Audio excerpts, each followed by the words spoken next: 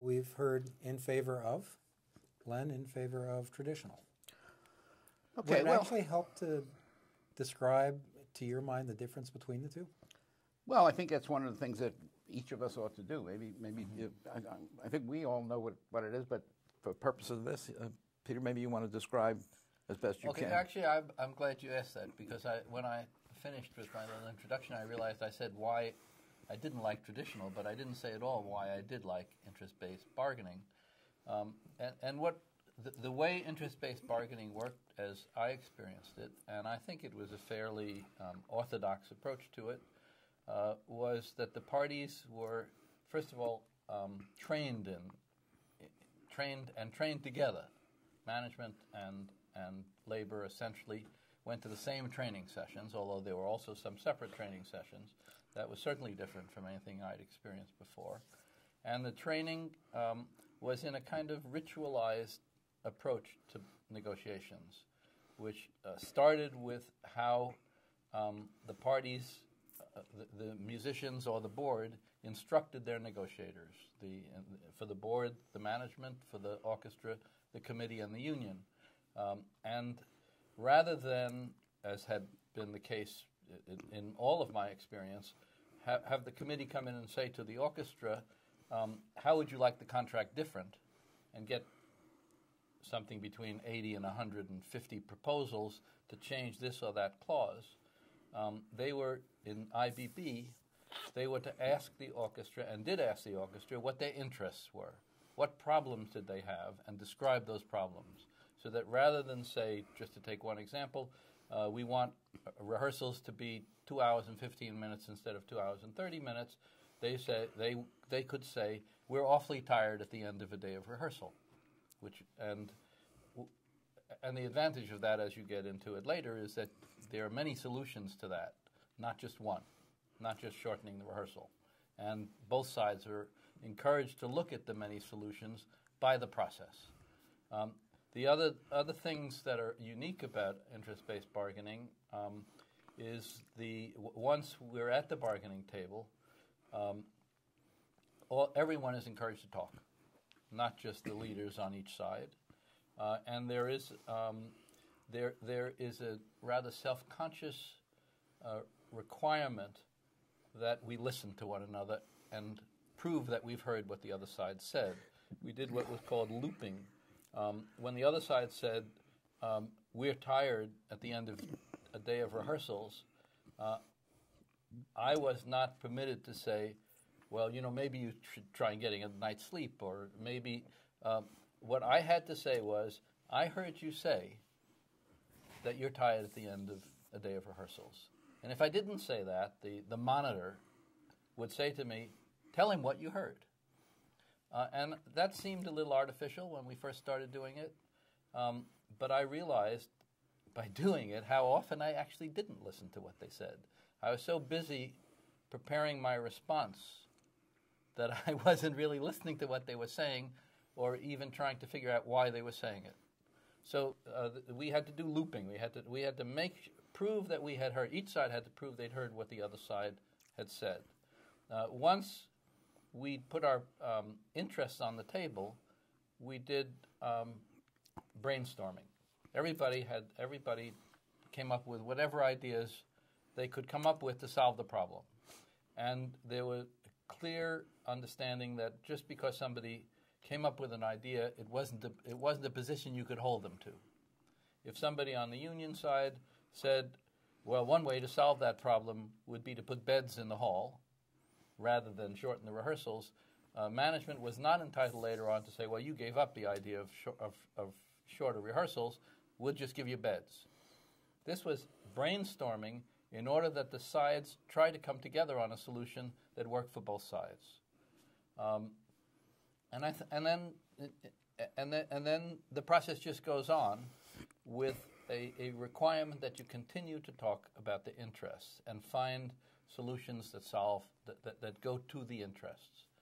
I think that's as good a description as I can give you of how I saw it work. And it worked not only in the negotiation that we did, but in the ensuing year, we continued to use the same techniques to solve grievances, and other issues that came up. Len?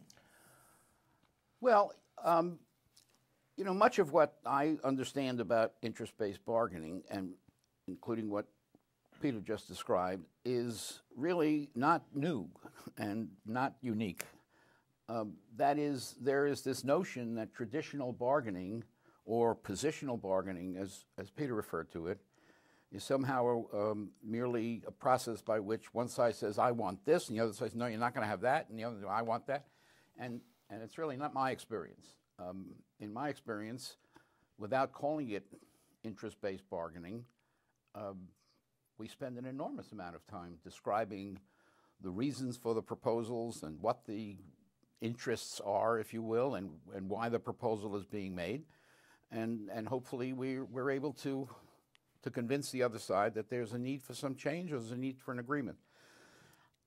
But my problem with the interest-based bargaining is manifold. Number one, it is a process designed by mediators. And mediators have a different job in the negotiation process than the parties, or certainly the representatives of the parties. And that is, a mediator's job is to get a contract, have the parties agree on a contract. The mediator is not there to get the best contract for anybody or the worst contract, just any contract. Obviously, when I'm in negotiations, I'm an advocate. I'm there to try and get the best contract I can get, and the question is, how can I do that? It is my firm belief that the process of collective bargaining is very much like our legal system in this country. And that is, it's an adversarial proceeding. I don't care what else you call it, and I don't care what people like to paper it over with something else. It's an adversarial proceeding. Each side has needs and desires, and each side wants to accomplish whatever it can accomplish for their side. And that doesn't mean that it's hostile. It simply means that it's adversarial.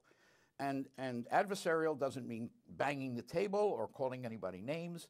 It means advocating for a position as best you can and trying to get the most of what it is that your side wants. And part of the problem for me in interest-based bargaining is something you referred to, which is this notion about everybody sitting around and saying whatever they want, whenever they want. And it's nice to say that you're not bound by it, but the reality is, and when you say something, it means something to people, and it causes them to think about some things that maybe the rest of the group didn't want you to say. In fact, that part of it anyway, plus you didn't say whether or not there were caucuses allowed, but in some interest-based bargaining that I've heard of, there was no caucuses allowed. I'd say mostly they were not. There were some caucuses in the one that I did, the most significant one I was involved in. There were caucuses only at the very end. Yeah, and that strikes me as being a problem for this whole process. That is, from my side of the table, this is a union, and a union acts collectively. This is, in fact, called collective bargaining. And instead, what's happening here is that the collective aspect of it is being ignored or pushed aside. It is very much a part of the so-called traditional bargaining that the parties caucus and decide amongst themselves the best approach to take, and take that approach, whatever it is they've agreed on. And if they disagree privately, and they come back to the table hopefully with a united view. And that is to me the problem with. I don't have any problem in describing what the interests are with respect to proposals. I think that's exactly what you have to do, especially when it comes to working conditions. The one you mentioned, for example, as a work, how long is the rehearsal going to be? Clearly, that's something you need to discuss as to what the problem is. It becomes a little more difficult, it seems to me, when you start to talk about economics. And I think, again, people who have engaged in interest-based bargaining have said, even those who were proponents of the process in general, thought it was problematic to try and do the economics that way. That's not to say that there aren't issues to be discussed about economics other than simply, I want $10, no, I'm only going to give you $2. we all talk about comparisons with other orchestras. We talk about cost of living. There are all kinds of issues to be raised. And so surely they too lend themselves to discussion at the table. And frankly, I guess this is now just my own personal views. The results of those orchestras that have engaged in interest-based bargaining, I thought very much favored management. One of the main things that I remember seeing is that virtually every contract was a long-term contract, 5 years, 6 years. The one you did, for example, the first one anyway, was a 6-year contract, if I recall correctly. 5, I think. 5? No. And the longer the term contract is basically favorable to the employer. And that's not to say that there aren't situations in which the union wants a long-term contract. Certainly when we engage in what we've been engaging in a lot lately, concession bargaining, when the union wants a long-term contract so that it can recover, it can rehabilitate. But generally speaking, longer-term contracts are in management's interest. And even though nobody likes to do this every year, frankly, if the union were able to negotiate every year, I think the contract would be much better than it is when it's a multi-year agreement. Multi-year agreements, almost by definition, are compromises along the way. You defer things that you would like to have today until the next year or the year after, et cetera. So with all of that, I mean, that's my problem with interest-based bargaining, and it's not a matter of simply wanting to bang the table and take positions. I think that you can do all of the discussion of interests in the same adversarial mode. Before I ask, and I've got some questions for both of you, but why don't you just take a crack at... I'd just like to respond to the first issue, which is that, after all, it's adversarial and we shouldn't forget it. I don't have any problem with that. I believe absolutely that, I mean, management is not the orchestra. The orchestra is not management. And to me, the difference is, do you advocate, agreed that we have to advocate and that we have to be strong advocates, do you advocate for an interest or for a position? I think that's the big difference. And I was used to advocating for positions. I mean, Len may say, of course, we explain why we take the positions we do, but the effect on management of the union coming in with a list of 100 demands. We want, rehearsals shorter, we want the X dollars for overtime and so on, is chilling to the process of conversation, really. And it has a tendency to make management, when they see this list, say, oh my God, if we gave them all of that, we'll go bankrupt. What are we going to do? And the response, the usual response is you come with your own list of positions, which are different from the union positions. And then, of course, there's discussion, because none of these are purely IBB or purely positional. But the atmosphere which has been established, even in a very friendly negotiation, is not, in my opinion, in my experience, not one of cooperative exchange, because those positions are sitting there weighing on the negotiation. I think it's better for the interests to be sitting there. They don't weigh on the negotiation because you can't really question somebody's interest.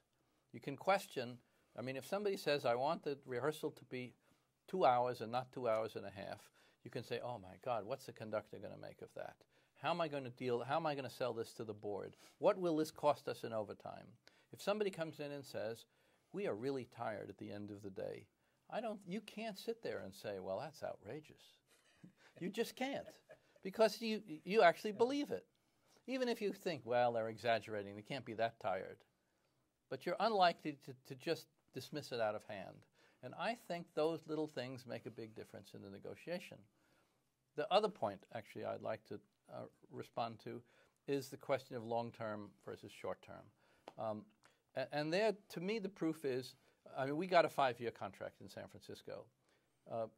The previous contract, which came after a 10-week strike, and as positional a bargaining situation as you could ever have, had us as, I think, the 4th best paid orchestra in the country. San Francisco used IBB, signed a contract a year early that went for 5 years. At the end of those 5 years, where were they? The 4th best paid orchestra in the country. Nothing had, I mean, on wages, nothing had changed. On conditions, not much changes anyhow, except I would say that those changes in conditions that were made, for the most part, were more like what people really wanted than what the best they could get by trading. So I don't think that San Francisco suffered as a result of a 5-year contract, even though they got it from IBB. Okay. First of all, I could not agree with you more about the issue of the 100 proposals. My advice to my clients is always see if you can get all the proposals you want to make on one page. Doesn't always work, but usually I can get it down below 100 and maybe on 2 pages. Because it does seem to me that there is a great deal of, first of all, foolishness in coming in with 100 proposals. And what I've always said to my clients is that if you do that, what management's going to do, if they have any brains, is they'll say yes to about 40 or 50 of those 100 proposals, because altogether they'll cost about $11. Somebody wants a better light on there. Somebody wants a riser in there.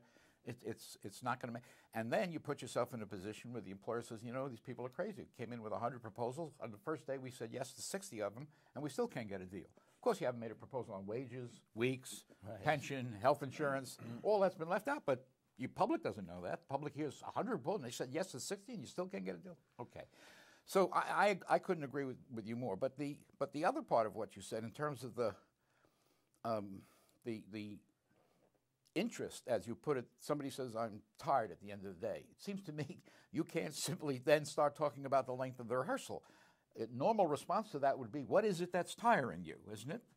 And then the person has to say, well, the rehearsal's too long. Yeah, so, I mean, ultimately you get to the same place. Well, not necessarily, Len. I mean, just taking that example, we're tired at the end of the day. Well, what's tiring you? Well, gee, two rehearsals. Both 2.5 hours. And both 2.5 hours. Well, let's talk about that. What could solve the tiring problem? And anybody can say anything. Well, somebody says, well, what if we put beds in so people could sleep between the 2 rehearsals? Somebody else says, what if we started the first rehearsal at 10 o'clock instead of 9 o'clock? Somebody else says, well, what if we shortened the rehearsals and only made them 2 hours? Well, and if we do that, and nobody's allowed to say that's just a stupid idea. But you can discuss those ideas. Well, where would we put the beds? Or, well, if we make them shorter, how are we going to get through the repertoire? Well, what if we used...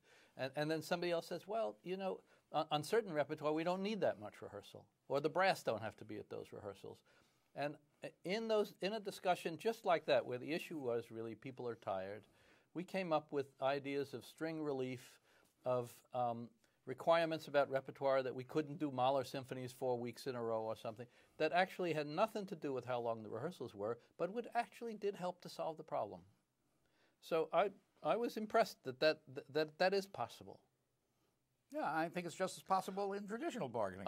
The issue, the one we've been using, as you know nowadays, in many orchestras, if not most, the second rehearsal on a double rehearsal day is only 2 hours rather than 2.5. And it came as a result of the same thing you're talking about. Matter of fact, in my experience, the reason for such a proposal has often been the last half hour of that second rehearsal is probably useless, and nobody's paying any attention by that point anyway. So I don't see the problem is that you have a system where people are, as you say, everybody's throwing out ideas, and you don't have agreement on your own side of the table on some of those ideas. And if that idea gets picked, somebody never had anything to say about it. I was there when 2 orchestras went from 2.5 hours to 2 hours. So I actually saw it happen. Yeah. And it didn't really happen after a full discussion of the various ways to deal with fatigue. It actually happened in both cases, I would say, by the orchestra saying, well, Boston and Philadelphia already have 2 hours on the second rehearsal, so we should have it too. And ours saying, well, we really can't agree to it. And then, in the end, we say, all right, we'll give you the 2 hours, but you have to give us two concerts on Sunday. Okay. So we made a trade and we got the deal. So you could say, so what's wrong with that? It's great. And that's actually what does happen. Mm-hmm. But what is wrong with it is that the musicians think, we never even heard that they were tired. We didn't listen to them. We just made a trade. And we got well, they gave us something, we gave them something, but really neither side had the feeling that there was some cooperative, some understanding or meeting of the minds about what's wrong and how do we fix it. We just gave them something they wanted unreasonably. The only reason these people wanted it is because Philadelphia had it, which is baloney, but that's what they wanted. And they think the only reason they wanted Sundays is because Boston's playing on Sundays. And none of that has to do with anything in their real lives. And what's wrong with that, as far as I'm concerned, is that then you have to go on, right? Lenny goes home, but I'm still there. I'm the manager, and I'm still there in town. And 3 days later, I have to deal with them about somebody who's sick and can't go on tour, or somebody else who wants sick leave, or somebody else whose mother died, or a run out that we did and it lasted too long, and it might have been because the buses broke down, and I haven't got the same reservoir of good feelings and belief, trust in one another that we're trying to solve problems together to help me get through those things. Okay, let me ask each of you a question. Don't you think there's a danger, Len, in when you do positional proposal-based bargaining of marrying the proposals? I mean, that's a standard phrase. Of marrying the proposal? Yeah. Yeah. I mean, it happens all the time. People dig in, they almost forget the interest behind the proposal. And what becomes important is prevailing on the proposal. I mean, this does happen. I suppose it does. Does that not happen in interest-based bargaining? People don't, I think don't put way things together? Well, when you asked me how it worked, I purposely talked a good bit about the preparation, how we go to the board and how the musicians go, the committee goes to the musicians. In the old days, I'd go to the board and say, okay, let's talk about what we have to get out of this. We have to get Sunday concerts. We have to get a better health care plan that costs 20% less than this one. We have to get wages not higher than X dollars, and we have to get more flexibility on something else. And now I'm really stuck. If I come back and I say, gee, I'm sorry I couldn't get those 4 things, they say, is this guy worth all the money we're paying him? Is this guy really any good? But if I go to them and I say, and I get them to say to me, well, the real problems are that we have a deficit, and we have to find some ways to work our way out of the deficit. That's an interest rather than a position. And that we have an audience that we're not serving of young people and families who can't come to evening concerts. And then I might come back with Sunday concerts, but I might come back with Saturday concerts, or I might come back with Tuesday afternoon concerts. As long as I can come back to them saying, I found a way to serve the interest, to serve those people, the board thinks I did a good job. I have way more flexibility to get this contract. And I'm not, as Robert says, married to a proposal which might not be saleable. And it happens to all of us. We went into that negotiation, which you saw the end of, convinced, finally, they're not going to tell us we can't play on Sundays, for goodness sake. They know there's a big audience out there. Lots of orchestras play on Sundays. That's our job, is to play for the public. And they dug in and said, we won't play on Sundays. And I was forced to go back to the board and say, well, so far I can't get it. They said, well, get it, let them go out on strike. But we have a right to Sundays. I was sorry I ever mentioned Sunday to those guys. I wish I just told them, we have to have more concerts, and we have to serve a certain audience, because we could have found many ways to do that. Okay, question for Peter. You mentioned that one of the positive effects of non-traditional bargaining was essentially the relationship building and the problem solving. That doesn't necessarily extend much beyond the committee you've been dealing with, though. Does it really extend into the orchestra? Has it changed anybody's minds outside of the committee? Does it really make a difference in terms of the long-term relationship? I think, first of all, it does in terms of that very first phase, right? The way the committee is instructed by the orchestra and the way it reports back to the orchestra. I mean, if it doesn't have a bunch of positions to satisfy the orchestra with, the committee can come back and satisfy with them that they're working on those positions. We know you're tired, and we've already got 3 or 4 things that are going to make you less tired. And the orchestra then has a feeling they got more out of this negotiation than they will if they only got 50% of the 100 things they asked for. I believe that we can actually serve every single interest. That in the IBB that we had, I would say every interest both parties came to the table with was in some way resolved. Not necessarily totally, but every single one of them we did something about. But in the traditional bargaining that I've been in, if we got 50% of what we wanted and they got 50% of what they said they wanted, I should say what we said we wanted, and what they said they wanted, that was good. So we're still mad about the other 50%, and so are they. I'd hear about it for the next 3 years. I think that affects the entire orchestra. Also, how you deal with the committee does affect the whole, because the same people, the leaders in the orchestra are the leaders in the orchestra. They don't all go away when the negotiation, even though you have a somewhat different committee, they're still there. And if you've made, in the course of a negotiation, and of course you can do this in any kind of negotiation, if you've made 6 enemies in the orchestra but you got a contract, you got those 6 enemies for the next 3 years. They're not all going to stop be your friends. Come and go, and enemies accumulate. Yes, right.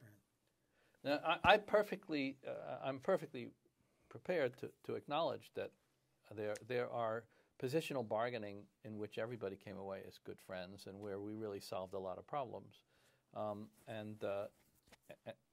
So I don't think automatically it's a disaster if you do positional bargaining. I just think that you've got better odds for a better ongoing relationship and a contract experience which is less damaging, less punishing if you use IBB than if you use positional bargaining.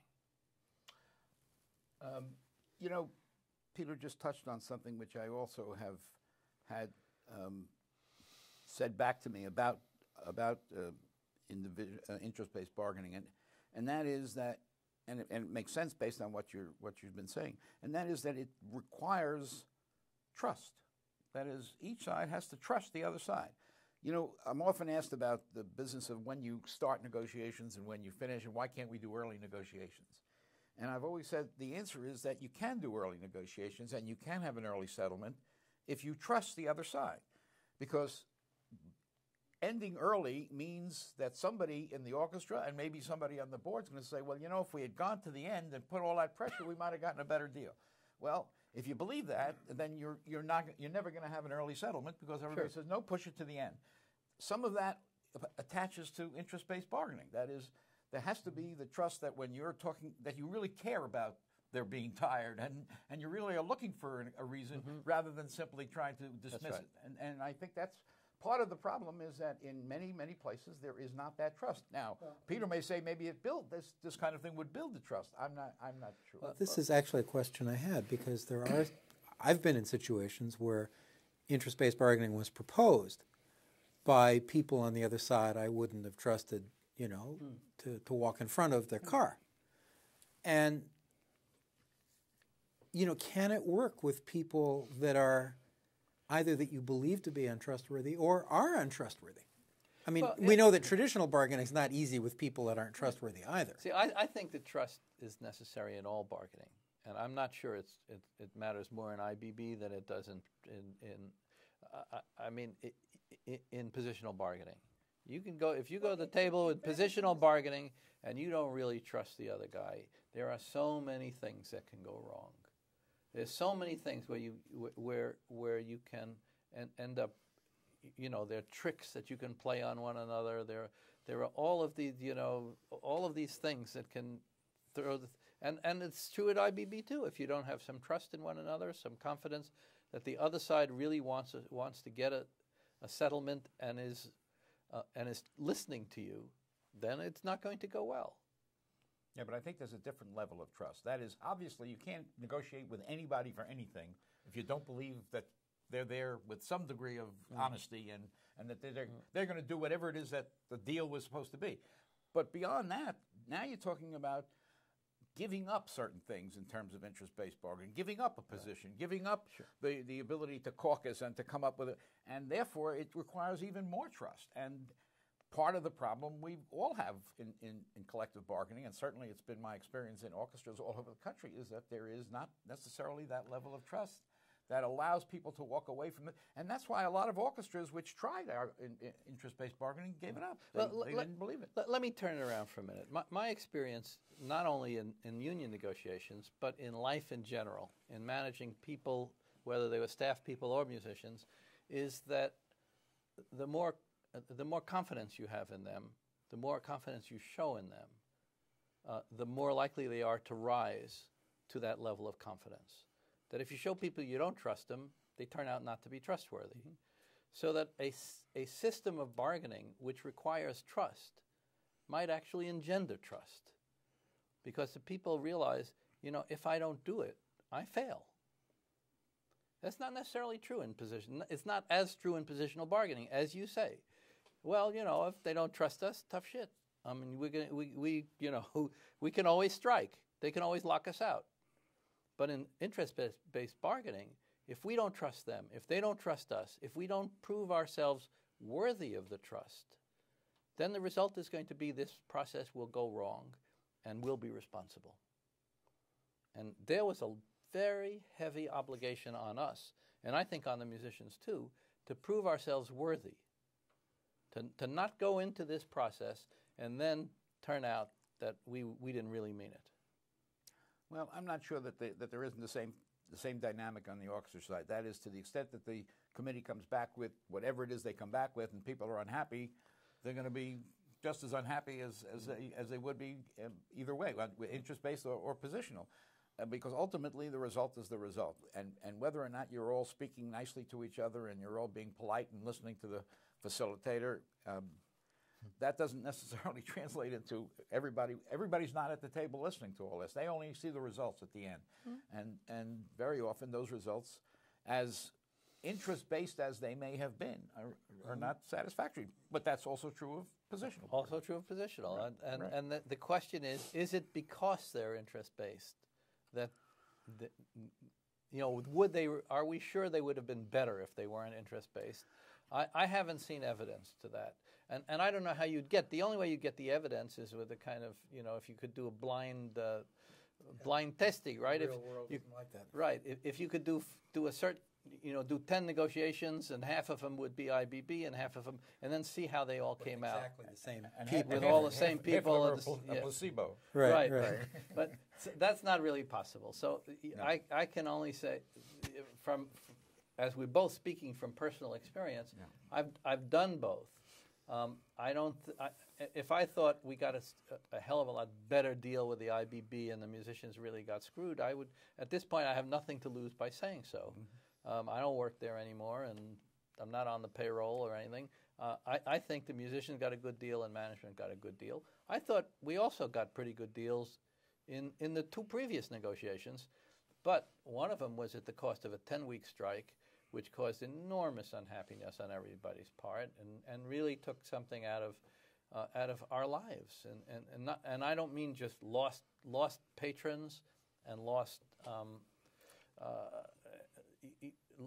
wages to musicians and so on, but